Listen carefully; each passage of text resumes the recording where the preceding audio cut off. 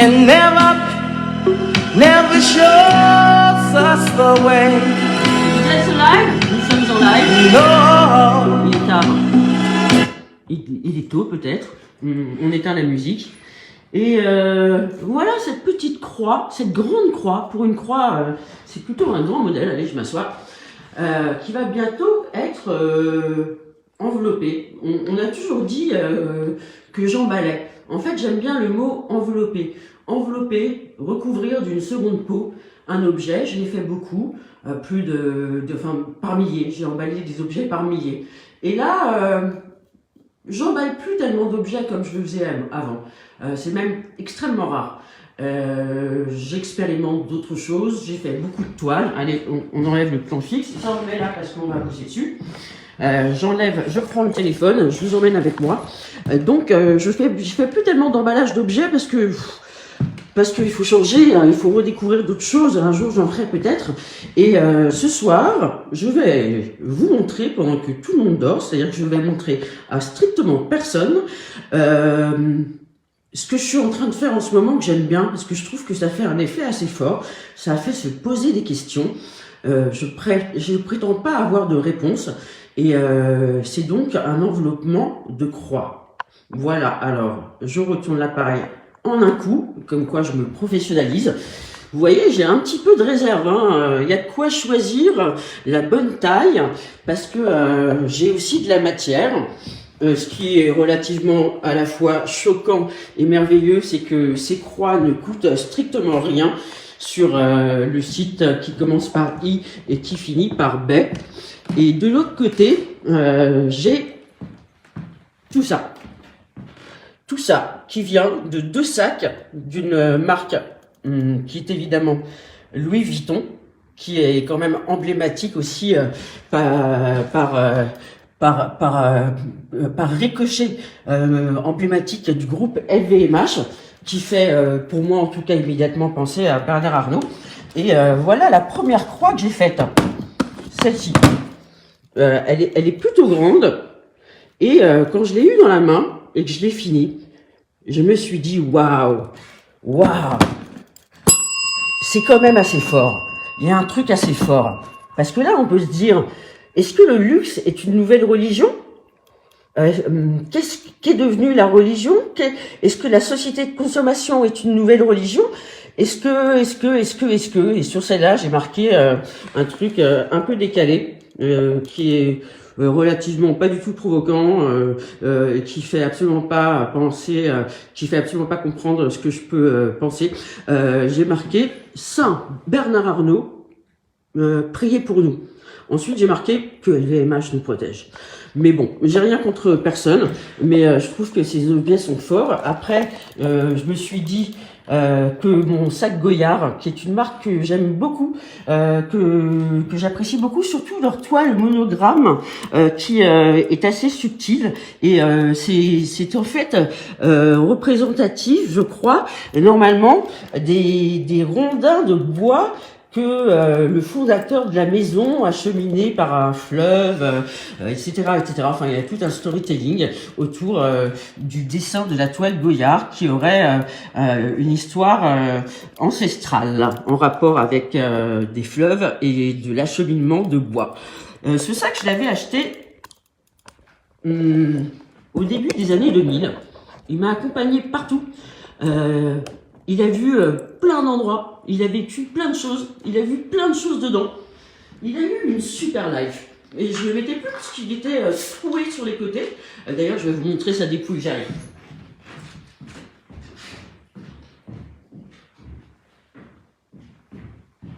Le sac croisière.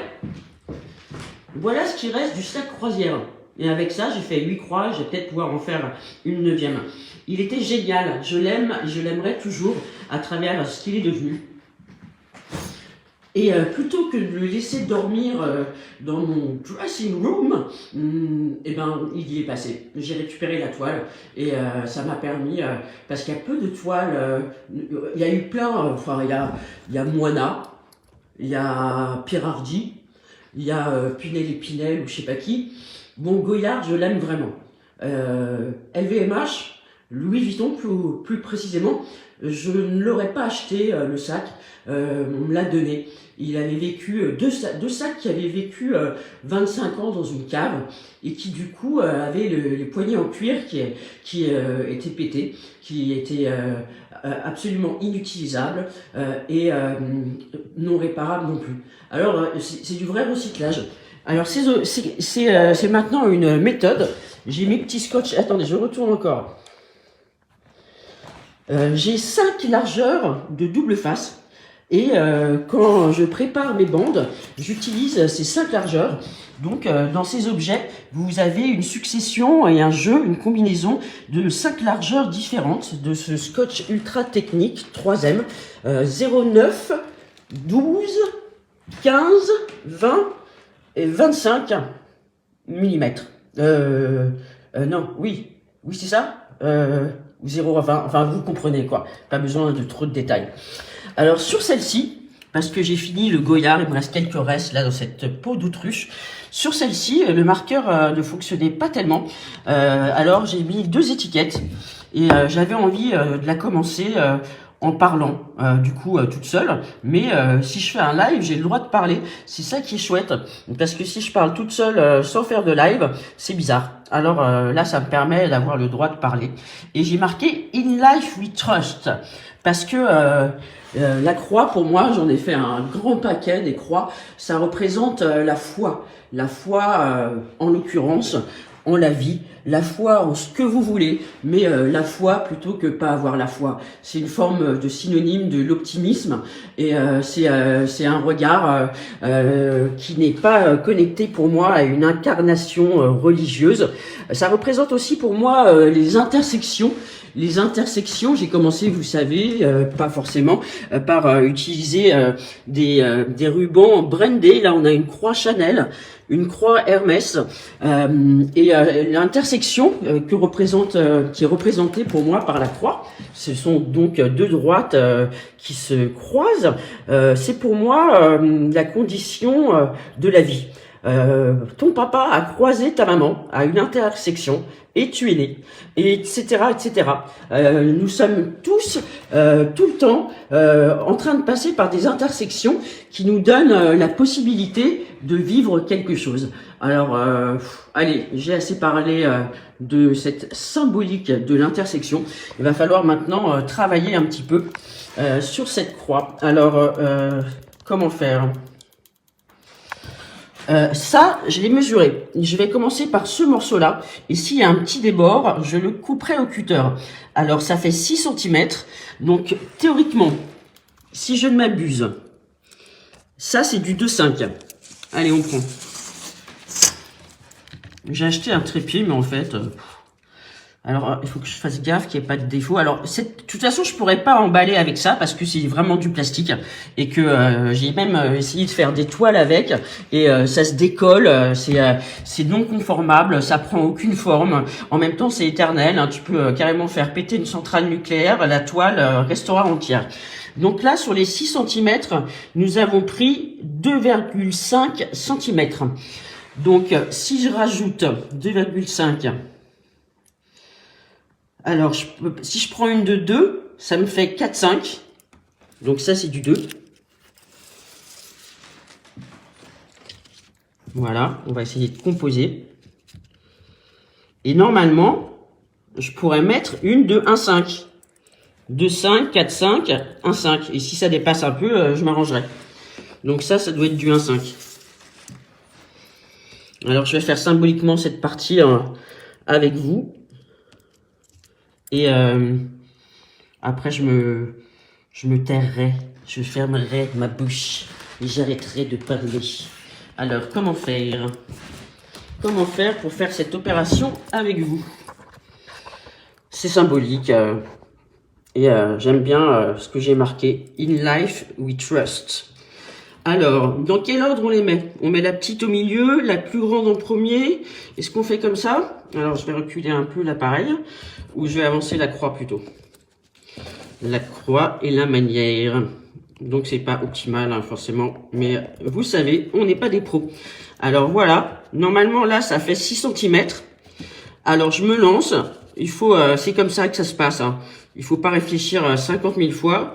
Je les mets le long de la croix et je vais couper pour avoir déjà la bonne longueur.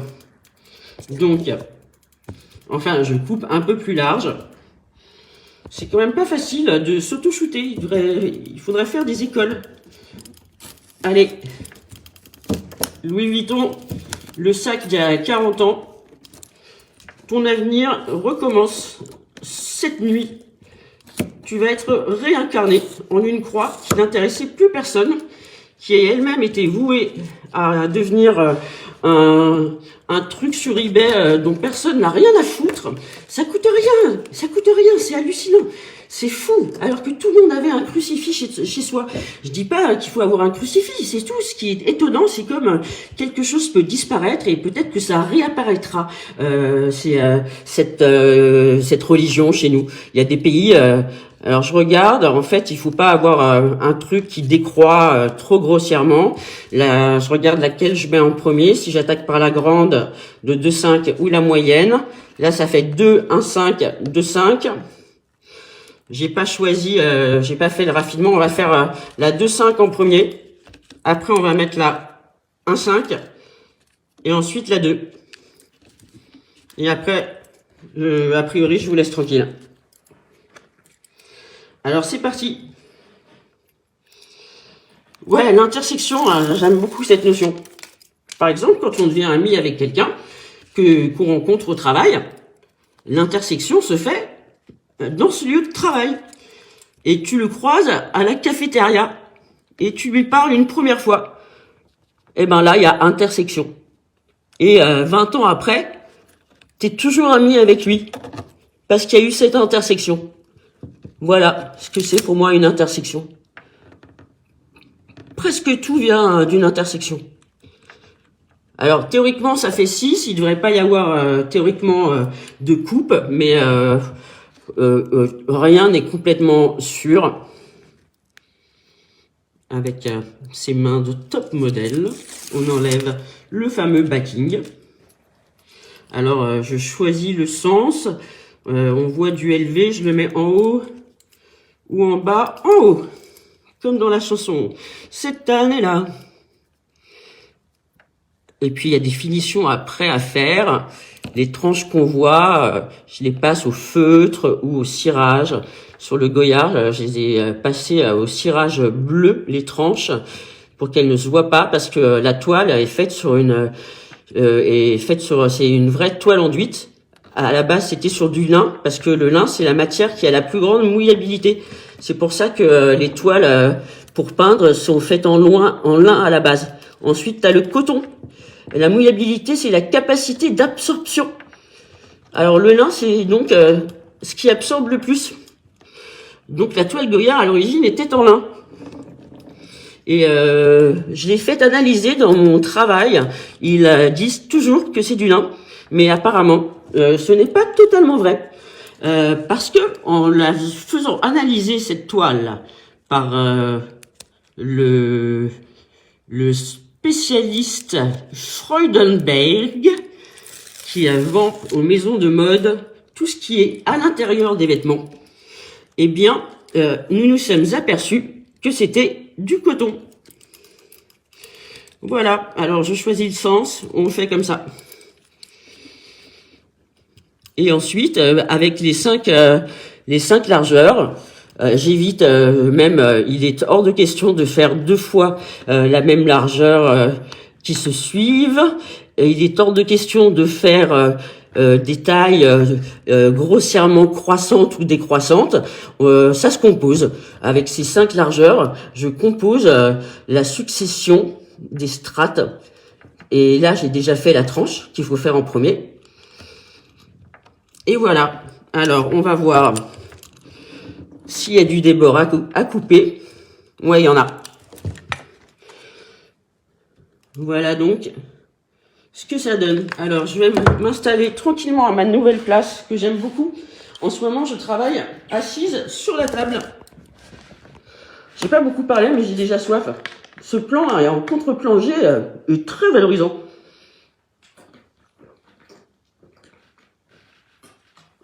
In life we trust. Voilà. C'est ça qui a marqué sur cette croix. Une croix en live, première. Allez, je coupe le débord. Et je laisse l'absence de tout spectateur tranquille. Bon, c'est pas grave, c'est pas bien cadré, de toute façon, personne ne regarde. Mais ça me permet de parler, voilà. Comme ça, j'ai pu parler d'intersection. Donc tout ça est très organisé. J'ai les bandes, le plioir, le cutter, la poubelle. Il y avait la valise en carton. Moi, c'est la poubelle en carton.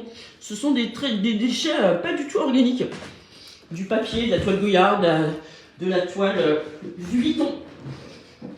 Saint Bernard Arnault, priez pour nous, pauvres pêcheurs. Qu'est-ce que vous en pensez, vous, de cet empire qui a commencé seulement en 1984? C'est pas un truc de dingue, l'empire LVMH? Vous vous rendez compte que c'est seulement il y a 40 ans qu'a commencé cet empire par ce monsieur dont les parents avaient une société de bâtiment. Ils étaient dans le bâtiment, comme le dit l'expression, et il a convaincu ses parents, parce que je pense que son QI n'est pas totalement nul, de vendre leur société de bâtiment. J'ai pas le détail de quel genre de bâtiment c'était. De vendre, c'est pas droit, ça m'énerve. Pardon, j'ai un cheveu dans la bouche en plus, c'est très désagréable. Si quelqu'un veut bien venir me l'enlever, ce sera avec plaisir. Il a convaincu ses parents de vendre, pardon, je m'excuse, de toute façon personne ne regarde, de vendre leur société de bâtiment parce qu'ils voulaient, avec l'argent obtenu par cette vente, acheter un lot qui comprenait 2 sociétés, l'une dont le nom est Boussac, dont personne n'a rien à foutre, qui a été importante pendant un moment, qui était une société qui fabriquait des tissus, sûrement des imprimés. Là, je peux pas vous le dire, j'ai pas enquêté. Je vais pas mentir, et puis il n'y a pas marqué Wikipédia. Et dans ce package, en plus de Boussac, qui était en limite faillite, Bernard Arnault savait qu'il y avait une autre société endormie qui n'était plus, opérationnelle. Elle dormait, cette société. Et cette société, c'était Christian Dior. Yes. Christian Dior dormait en 1984. Enfin, si j'ai bien compris, et si j'ai mal compris, qu'on me corrige. Donc, il a fait acheter avec l'argent obtenu par la vente de la société de bâtiment de ses parents. Il a acheté Boussac avec Christian Dior. Parce que lui, c'est Christian Dior qui l'intéressait.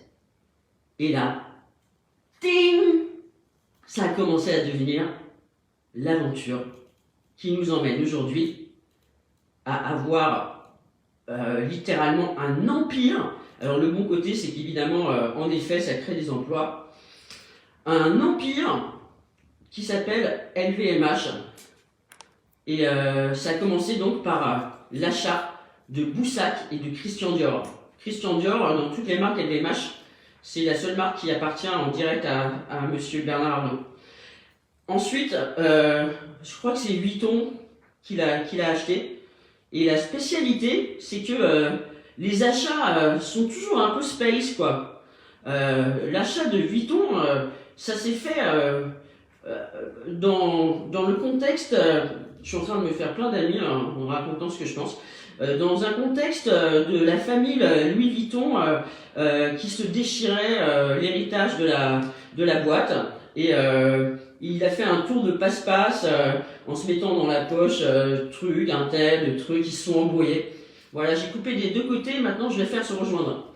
Et il a racheté Vuitton sur un truc pas très clair, paraît-il, mais qui fait pas non plus aller en prison. Et par exemple, il n'y a pas très longtemps, il a fait un truc de dingue. La société Hermès, qui est entrée en bourse dans les années 90, a mis sur le marché 25% à peu près de son capital qui est donc en bourse proposé à l'achat en actions. Grosso modo 25%. Tout le reste appartient aux différentes branches de la famille Hermès qui ont genre 6 générations ou un truc comme ça. Et Bernard Arnault, pendant des années, parce que en fait, LVMH et Hermès, c'est une longue histoire. C'est carrément la haine, quoi. L'amour, la haine, le truc, le feuilleton brésilien, quoi. Le soap. En fait, c'était ça représente pour lui ce qu'il y a de plus énorme possible que de posséder un morceau d'Hermès. Et il a réussi, patiemment, très bien conseillé par des avocats évidemment, à racheter grosso modo 22%, un truc comme ça, des 25% des actions qui sont sur le marché. Il achetait tout ce qui passait. Et tu es obligé de déclarer que tu achètes à partir du moment où tu achètes 5% d'une boîte. Et lui, il achetait tout le temps en dessous de 5% bien sûr. Et il a fait autre chose, tuteur. Il a fait autre chose pour acquérir cette énorme part d'Hermès qui est quasiment la totalité des actions qui sont sur le marché. Il a réussi à convaincre une personne de la famille de lui vendre ses actions. Parce qu'évidemment, personne ne vend les actions chez Hermès, ils veulent que ça reste familial. Et puis, on peut les comprendre. Et il a trouvé le canard noir de la famille qui avait la haine pour je ne sais quelle raison et qui a vendu ses actions, ce qui lui a permis du coup de faire une espèce d'OPA de malade. Voilà, j'ai coupé le débord. On a le cœur de la croix. Alors du coup, je continue juste mon histoire 2 secondes. Hermès l'a pas bien pris du tout, forcément. Il y a eu jugement et il y a eu un arrangement. Il a rétrocédé les parts d'Hermès aux membres de la société Christian Dior, un truc comme ça, un truc pas très clair. Il n'a pas perdu, il n'a pas gagné, mais il a jamais fait de prison. C'est pas un bandit, mais quand même, c'est pas toujours très clair. Et en même temps, c'est génial de créer autant d'emplois. Et en même temps, c'est quand même pas très catholique. Rapport à la croix, la manière dont il s'y prend en général. Alors, je sais pas, on devine absolument pas ce que je pense.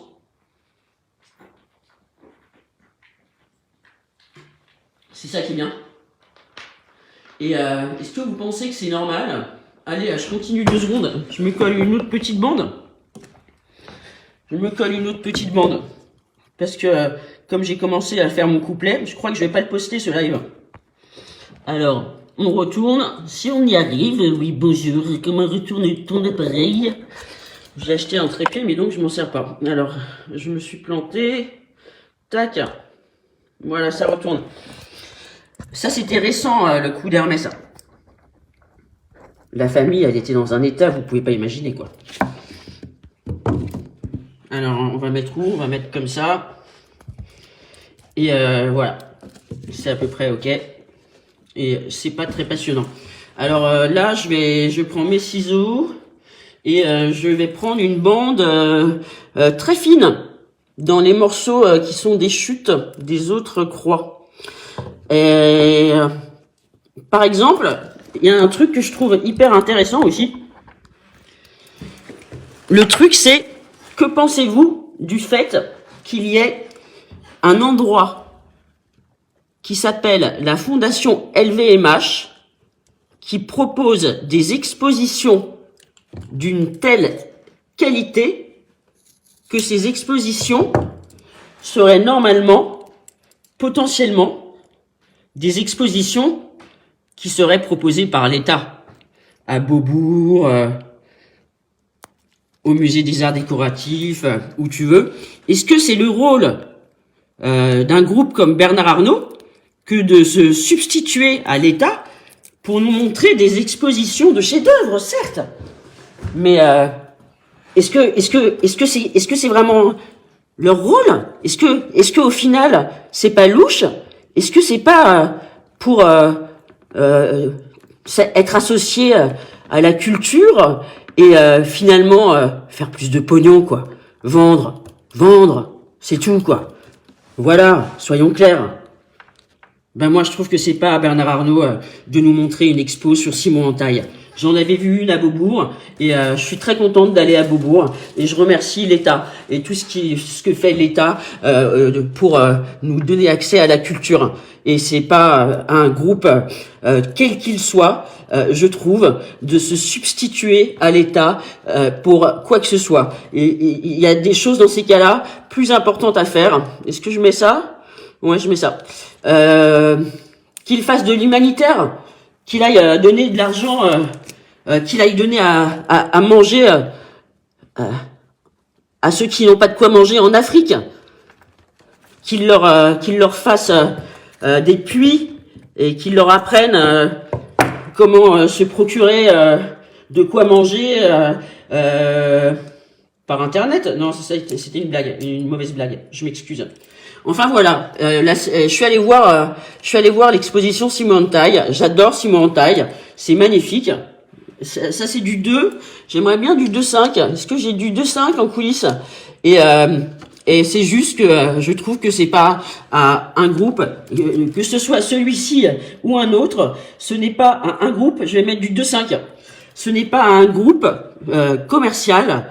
Ce n'est pas son rôle de se substituer à l'État pour montrer des chefs-d'œuvre qui normalement sont montrés dans des musées. Voilà, parce que tout ce qu'il veut, c'est faire du pognon. Voilà, parce que sinon, une fondation, théoriquement, elle s'occupe plutôt de faire émerger des talents non connus. Et elle vient pas récupérer les gros chefs-d'œuvre qui peuvent être dans les musées du monde. Voilà ce que fait une fondation en général. Par exemple, la fondation Pinault. Alors, j'aimerais bien une bande très fine. La fondation Pinault, tout le monde me dit ouais, j'ai trouvé ça pas passionnant. Bah oui, parce que ils montrent pas des trucs du Kunst, du Murakami, du Simon Entaille, du je sais pas quoi. Ils montrent des trucs qu'il aime. Alors au moins il te fait connaître des trucs que tu connais pas. Ça va, on a déjà Beaubourg. J'ai pas envie d'aller voir une exposition qui doit être à Beaubourg à la soi-disant fondation LVMH. Voilà. Chacun sa place. Alors voilà, peut-être que je ne dis que des choses choquantes. C'est pas mon problème, je m'en fous. Je dis ce que je pense. Mais sinon, Simon Entaille, c'est fabuleux. Hein. Franchement, c'est un artiste qui faisait des toiles gigantesques en faisant différentes sortes de pliages, de nœuds dans les toiles avant de les peindre, et ensuite il a dénoué les nœuds et ça fait des motifs de malade sur des toiles géantes. Comment est-ce qu'il faisait même techniquement? J'adore Simon Entaille, H-A-N-T-A-I, Simon Entaille. Alors ouais, l'expo elle était canon, c'est vrai. En plus, franchement, aller dans le trou du cul du monde pour voir une expo, ça va quoi. Beaubourg, c'est au centre de Paris, ça va, c'est cool. J'ai pas envie d'aller au bois de Boulogne en prenant 1 heure pour y aller. Quel est le rapport entre un groupe de mode et des chefs-d'œuvre artistiques? L'État, il est là, il s'en occupe très bien de faire des expos Simon Entaille.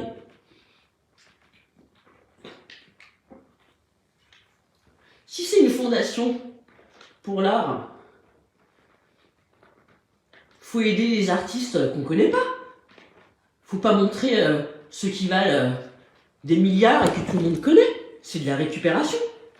Il veut juste se faire une belle image et qu'on achète de ses produits, c'est tout. Et en parlant de ces produits, je crois que je vais vraiment pas le foutre ce live. Je suis passé par une société du groupe, en l'occurrence Christian Dior qu'il a acheté en 1984 et qui dormait et dont personne ne voulait et que personne ne connaissait et qu'il a donc acheté en même temps que la société de Boussac dont il n'avait en revanche rien à foutre et qu'il a laissé couler. Alors que c'était un fabricant de tissus, c'est pas mal, un fabricant de tissus, t'as pas besoin de le laisser couler. Donc je suis passé par cette boîte. Je dis passé parce que je n'y suis pas resté. Et c'est quand même un endroit où on te dit waouh, viens voir, j'ai un cuir magnifique, c'est le plus beau cuir qu'il existe au monde, je viens de le recevoir, personne ne l'a encore vu, mais je vais te le montrer, t'es trop cool, merci, allez vas-y, fais voir ton cuir. Et là, c'est un vrai plastique le truc.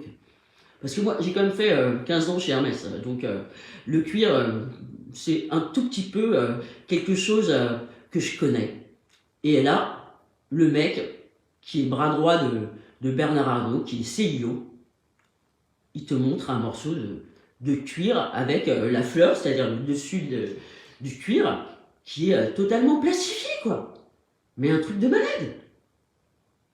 Alors là, c'est scotchant, tu vois. Et en fait, il y a 8 collections par an, un truc comme ça. Comment veux-tu que la création puisse être faite en bonne et due forme avec un tel rythme de création et de production?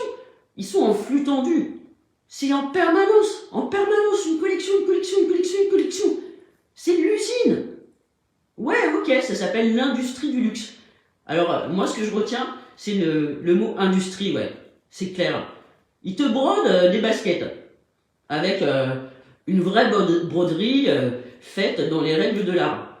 Mais comme ils font tout le temps de la navale, c'est-à-dire de l'analyse de la valeur, et qu'en fait, ils veulent juste dire que c'est brodé, et ben ils te brodent de la merde pendant que ce savoir-faire s'opère patiemment, magiquement à la main et que cette chaussure est brodée, c'est une merde en plastique qui est brodée dessus.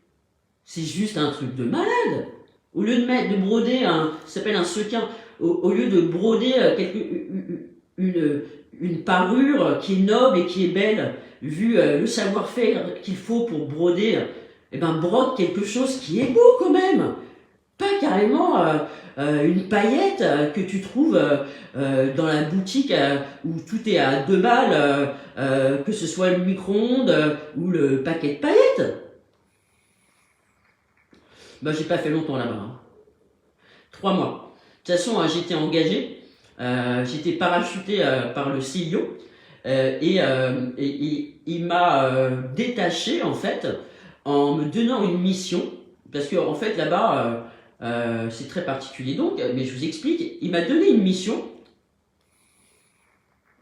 dont je n'avais pas le droit de parler à la personne qui m'avait engagé, ni à l'équipe qui était l'équipe accessoires, cuir et compagnie, dans laquelle j'arrivais. Et ben genre, il a fallu quelques heures pour qu'un mec avec un accent italien, bien sûr, me parle, puisque tout est fait en Italie. Tout ça utilise le savoir-faire italien. Pour faire 8 collections par an, il faut aller tout faire en Italie. Et ben le mec il m'a coincé, il m'a dit toi tu resteras pas. Bon, sympa, c'est cool l'ambiance. Tu veux un café? Voilà, donc c'est vrai, je suis pas resté. Et la question c'est, vais-je poster ce live ou non? Bah la réponse, c'est que si vous voyez ma tête, vous tirez la langue là, ça veut dire que je l'ai posté. Alors en général, je finis les lives à l'américaine en disant Have a good one.